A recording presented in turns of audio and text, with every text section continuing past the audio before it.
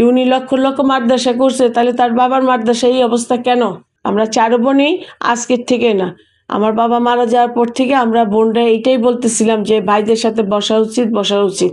কিন্তু যখনই যে বোন যখন যার সাথে দেখা হয়েছে বলছে যে আমাদের প্রপার্টিগুলো আমাদের বুঝায় দাও, কিন্তু ওরা বলছে আচ্ছা দিচ্ছি, দিব, তোমরা তো চলতেছো, আচ্ছা দিচ্ছি, এইভাবেই চলে গেছে। তিনি কি কোনো তথ্য আড়াল করছেন কিনা?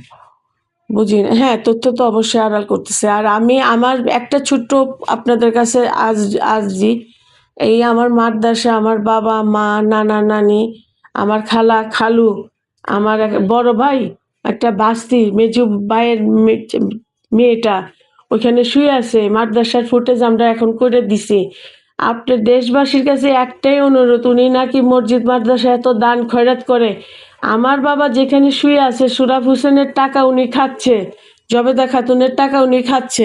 তো যে ওই কবরগুলা উনি কি অবস্থায় রাখছে, ওই মাদ্রাসাটা কি অবস্থায় আছে, ওনারা দেশবাসী দেখুক, এই ভিডিও ফুটেজ যাবে, সবাই দেখেন আপনারা।